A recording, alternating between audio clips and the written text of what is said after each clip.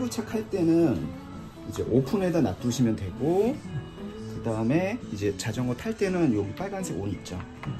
눌러서 온으로 놔두시면 돼요. 그리고 만약에 이제 자전거 안 탈 때는 이렇게 놔두면 계속 배터리가 나가니까 오프로 돌려주시면 되고. 안녕하세요, 토미박입니다. 만도에서는 푼 누스라는 전기자전거가 있으면 대만의 다폰 저장 전자의 회사에서는 베스비라는 브랜드를 만듭니다. 이 베스비 같은 경우는 2015년에 우리나라에 처음 런칭을 했고요.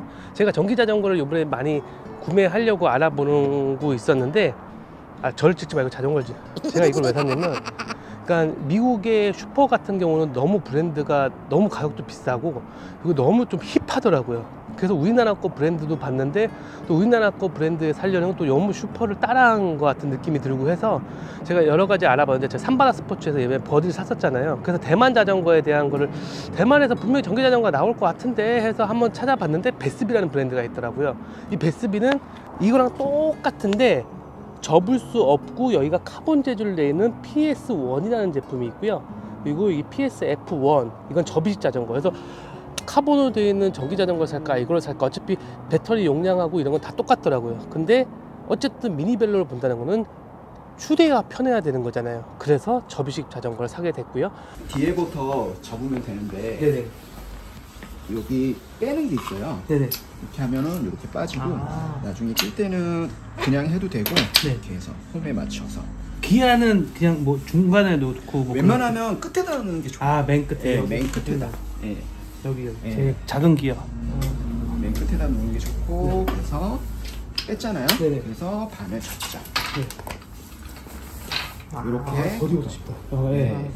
세우시면 되고, 네. 여기 이렇게 해서 보통 여기 뒷변속기에다가 이렇게 거치를 해요. 뒷 변속기에. 네, 여기.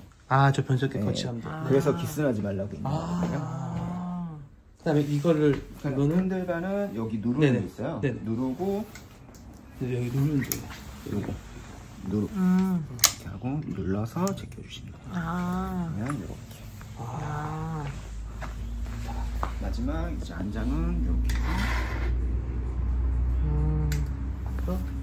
이렇게 풀면. 그리고 저 풀고 다니지.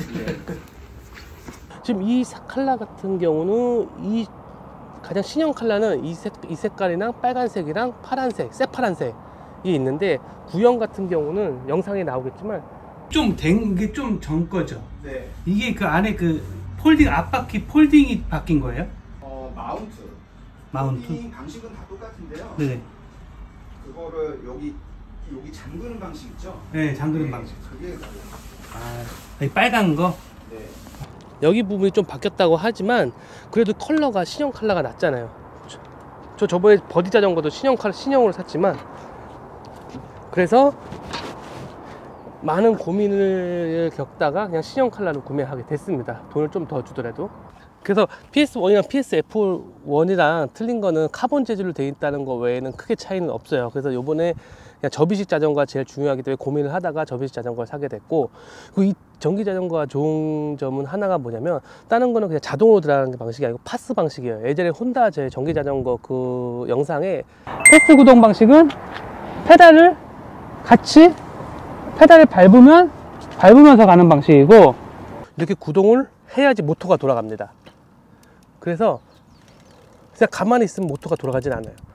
그래서 배터리를 한 2단계, 언덕배기에서 2단계 정도 놓고, 이게 7단계거든요. 평지길에서는 그냥 전기를 끄고 다니시고요.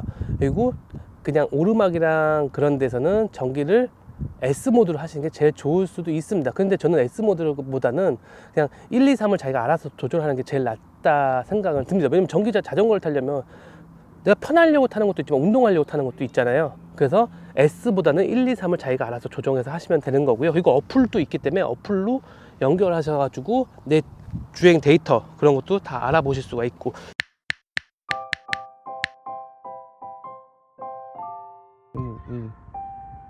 2, 3, 3 배터리 다 똑같고.